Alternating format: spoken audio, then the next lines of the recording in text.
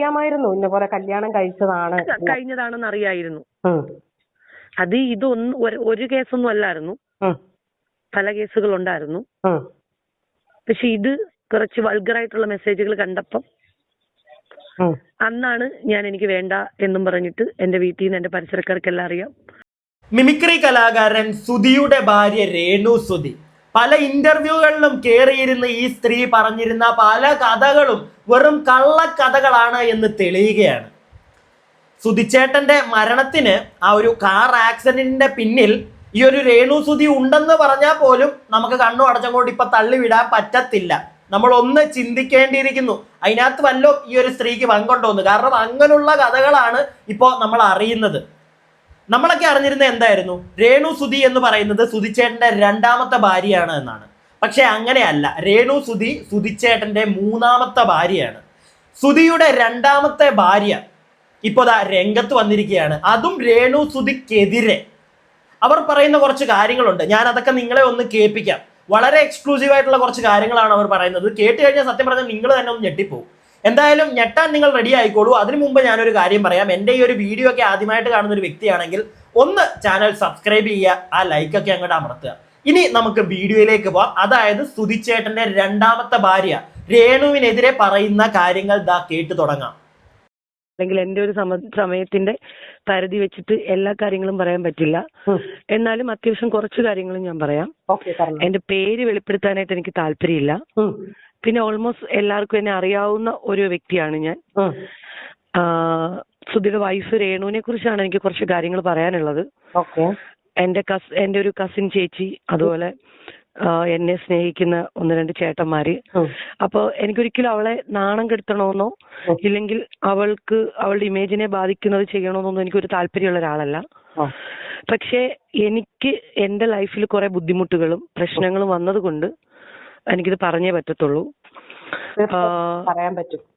2013 സുധി എന്നെ officially marriage ചെയ്യുന്നത്. ഇപ്പം നിലവിൽ സുധിയുടെ വൈഫല്ല. ഞങ്ങൾ ഡിവോഴ്സ്ഡ് ആയിട്ട് ഒരു 6-7 വർഷമായി. കൊല്ലത്ത് കോടതിയിൽ വെച്ചിട്ടായിരുന്നു ഡിവോഴ്സ്ഡ് ആയത്.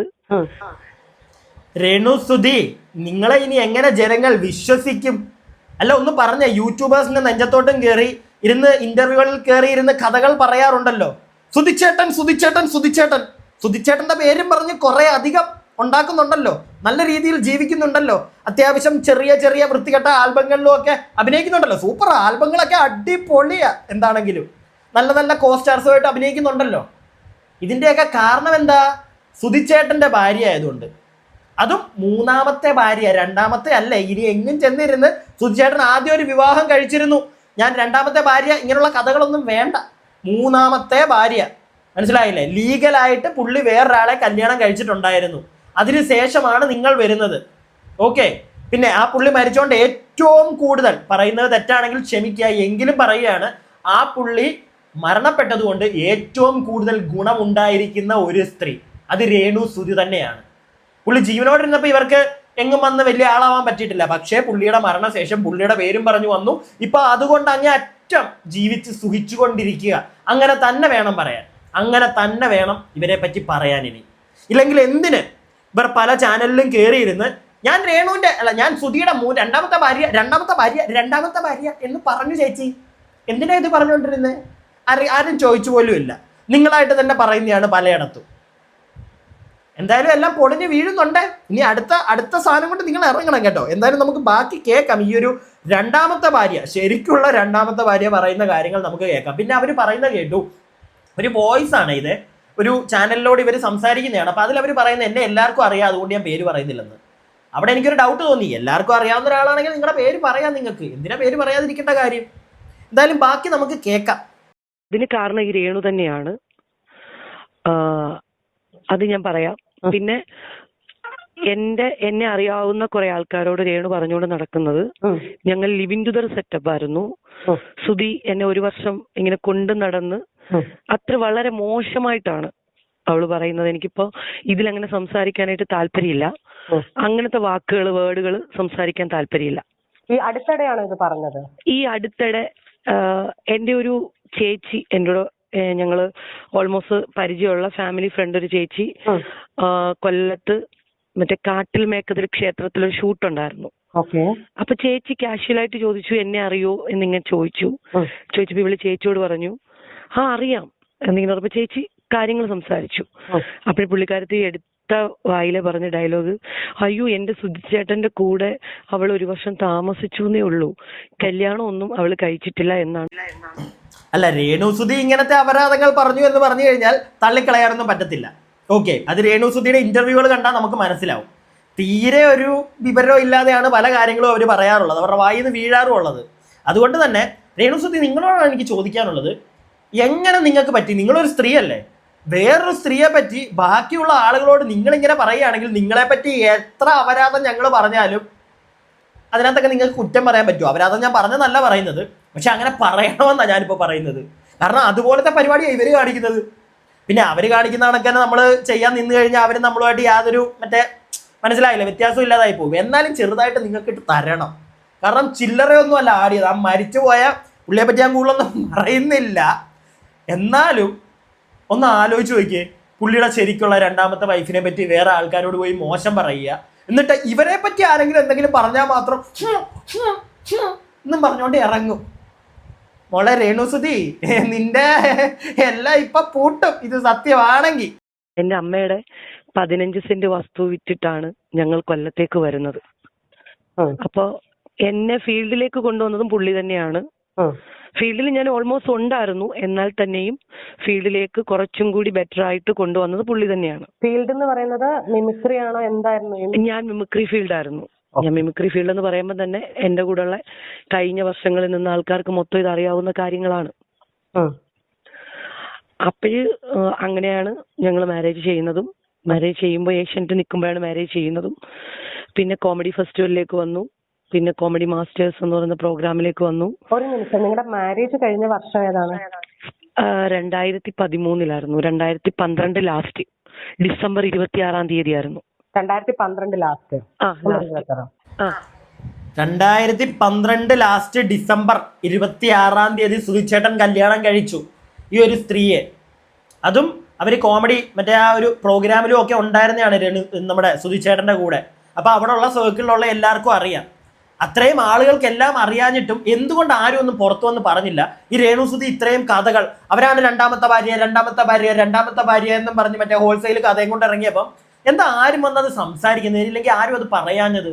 ഓൾറെഡി സുധിച്ചേട്ടൻ വേറെ കല്യാണം കഴിച്ചതാണ് എന്നുള്ളൊരു കാര്യം എനിക്കതാ മനസ്സിലാവാത്തത്. എല്ലാവരും ഈ ഒരു സ്ത്രീയെ തലയിലെടുത്ത് പൊക്കി വെച്ചുകൊണ്ട് നടന്നു. ഇപ്പൊ പൊക്കി വെച്ചവരെല്ലാം കൂടെ തള്ളി താഴെ ഇടും ഈ ഒരു സാധനം എന്തായാലും പുറത്തു വന്ന സ്ഥിതിക്ക്. രേണുസുതിക്ക് ഇനി എന്താണോ പറയാനുള്ളത്? ഇനി ഈ സ്ത്രീ കള്ളിയാണ്, അവർ കല്യാണം കഴിച്ചിട്ടില്ല എന്നൊക്കെ നീ വന്ന് പറയുകയാണെങ്കിൽ അവരുടെ കയ്യിൽ തെളിവൊക്കെ ഉണ്ടെങ്കിലുണ്ടല്ലോ മോളെ, നീ പിന്നെ പെടും. ഓക്കെ, ഇപ്പൊ തന്നെ നീ പെട്ടു.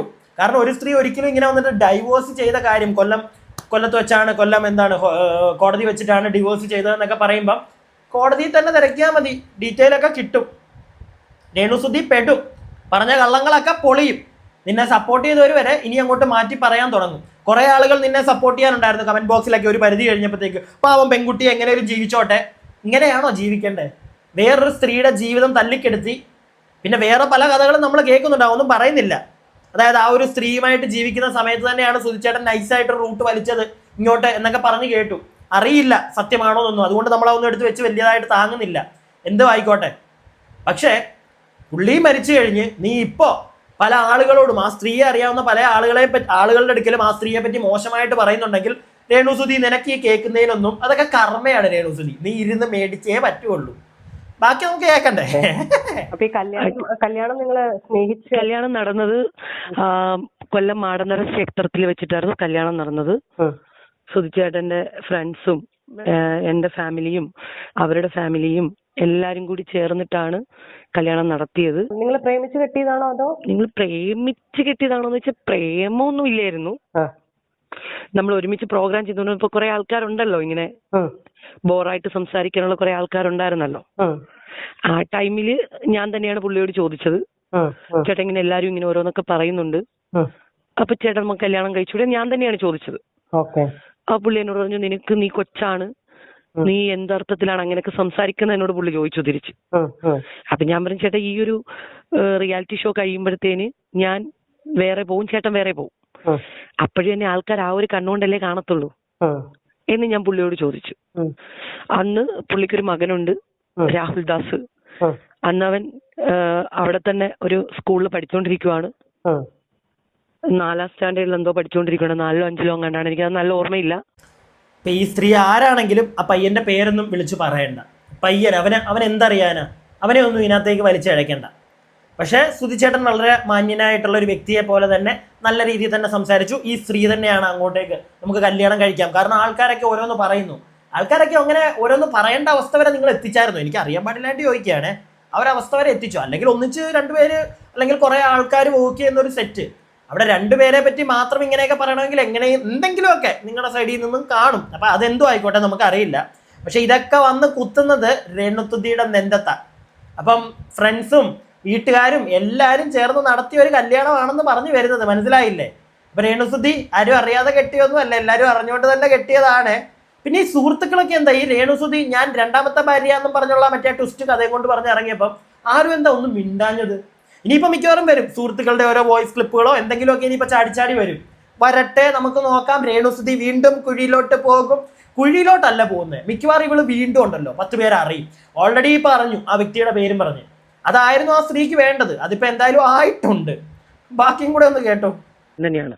പിന്നെ എന്തുകൊണ്ടാണ് നിങ്ങളുടെ വിവാഹ ജീവിതം മുടങ്ങി? അല്ലെങ്കിൽ കുറച്ചു മുമ്പ് ഒരു വ്യക്തിക്കെതിരെ ആരോപണം പറഞ്ഞല്ലോ, എന്താ? അത് ഈ രേണു തന്നെയാണ് കാരണം. രേണുവിന്റെ കുറെ മെസ്സേജുകൾ ഞാൻ ഫോണിൽ കാണാനിടയായി. അപ്പൊ ഞാൻ ചോദിച്ചു, എന്നോട് കുറെ ആൾക്കാർ ഇത് ചോദിച്ചു. ഞാൻ പക്ഷെ ആരോടും ഇതുവരെ വെളിപ്പെടുത്തിയിട്ടില്ല. ഞാൻ ഇപ്പോഴാണ് ഇത് പറയുന്നത്. അത് പറയാൻ ഞാൻ അത്രയും നാണം കെട്ടത് കൊണ്ടാണ് പറയുന്നത്. അപ്പോഴ് പുള്ളിക്കാരത്തി ഇങ്ങനെ എല്ലാരോടും പറഞ്ഞു നടക്കാൻ തുടങ്ങി. ഇങ്ങനെ മെസ്സേജ് കണ്ടു. അന്ന് എന്റെ വീട്ടിലായിരുന്നു സുധിച്ചേട്ടൻ, ഞങ്ങൾ ഒരുമിച്ചുള്ളത്. ഞാനൊരു ടീമിൽ പ്രാക്ടീസിന് പോയിട്ട് തിരിച്ചു വന്നപ്പം ഫോണിലെ മെസ്സേജുകൾ കണ്ടു. പിന്നെ സുധിച്ചേട്ടൻ ഭയങ്കര മദ്യപാനമാണ്, മദ്യത്തിന് അഡിക്റ്റ് ആയിരുന്നു പുള്ളി. രേണുസുധി, നല്ല കഥകളാണല്ലോ കേൾക്കുന്നത്. ഇതെന്തൊക്കെയാ കേൾക്കുന്നത് മോളെ പറ്റി? നൈസായിട്ടങ്ങ് റൂട്ടിട്ട് വളച്ചതല്ലേ. ഇപ്പൊ ഈ ഒരു കേസ് കൊണ്ടാണ് ഞാൻ പറഞ്ഞത്. ഇനിയിപ്പം പുള്ളിയുടെ ആവശ്യം കഴിഞ്ഞപ്പോൾ പുള്ളിയെ മനഃപൂർവ്വം വല്ല കാർ ആക്സിഡന്റ് അങ്ങനെയുള്ള കഥകളൊക്കെ നമ്മൾ പലതും കേട്ടിട്ടുണ്ട് ഇവിടെ. ഇനിയിപ്പോൾ അങ്ങനെ വല്ലതും ചെയ്യിപ്പിച്ചാണോ എന്ന് പോലും നമുക്കറിയത്തില്ല. നമുക്ക് ആ ഒരു ഇതൊന്നും തള്ളിക്കളയാൻ പറ്റത്തില്ല. കാരണം ഇങ്ങനെയുള്ള കാര്യങ്ങളൊക്കെ നമ്മളിവിടെ കണ്ടിട്ടുണ്ട് നമ്മുടെ ഈ നാട്ടിൽ തന്നെ. ദൈവത്തിനറിയാം, തപ്പിക്കഴിഞ്ഞാൽ ഇനി അറിയാം. പിന്നെ ബിനു അനുവാലിയൊക്കെ അന്ന് ഉണ്ടായിരുന്നു, അതുകൊണ്ട് തന്നെ മനഃപൂർവ്വം ജയിച്ചാണെന്നൊന്നും പറയാൻ പറ്റത്തില്ല. പക്ഷേ ഒരു കണ്ണിക്കൂടെ ഒന്ന് നോക്കിക്കോണം. ഈ കാലഘട്ടം ആയതുകൊണ്ട് ഇപ്പൊ ആ വ്യക്തി മരിച്ചതിന് ശേഷം ഇത്രയും അങ്ങോട്ട് ഇളകി ആ ഒരു സ്റ്റാർ മാജിക്കിൽ നിന്ന് തന്നെ അവർ ജോലിയും കൊടുത്തിട്ട് ജോലിയും വേണ്ടെന്നും പറഞ്ഞ് അഭിനയ കുലപതിയാണ് ഞാൻ, അഭിനയത്തിൽ ഞാൻ തിളങ്ങുമെന്നും പറഞ്ഞ് വന്ന് ഈ കോപ്രായങ്ങളൊക്കെ കാണിക്കുമ്പോൾ പേരെടുക്കാൻ വേണ്ടി കാണിച്ചതാണോ എന്ന് നമുക്ക് അറിയത്തില്ല കേട്ടോ. നമുക്ക് ബാക്കിയും കൂടെ കേൾക്കാം. എന്തായാലും കാശ് കിട്ടി കഴിഞ്ഞാൽ നന്നായിട്ട് നോക്കും പുള്ളി. കാശില്ലാന്നുണ്ടെങ്കിൽ എല്ലാരും കയ്യിൽ നിന്ന് കടം മേടിക്കും. എല്ലാരെയും വിളിച്ച് കടം മേടിച്ചെങ്കിലും പുള്ളി മദ്യപിക്കും. അങ്ങനെ ഞാൻ ഒരു ടീമിലേക്ക് റിഹേഴ്സലിന് പോയിട്ട് തിരിച്ചു വന്നപ്പം പുള്ളിക്കാരത്തിന്റെ മെസ്സേജ് കണ്ടു. അതിന് ആ മെസ്സേജുകൾ എനിക്ക് ഇപ്പോഴും ഓർമ്മയുണ്ട്, ഞാനൊന്നും മറന്നിട്ടില്ല. ഞാൻ എന്ത് ചെയ്യുന്നു ചോദിച്ചപ്പോൾ പുള്ളിക്കാരന്റെ വീട്ടിലാണ്. എന്റെ വീട്ടിൽ എന്റെ അമ്മ വെച്ച ഫുഡും കഴിച്ച് കിടന്നുറങ്ങുന്ന മനുഷ്യൻ പറയുന്നത് ഞാൻ എന്റെ വീട്ടിലാണ്.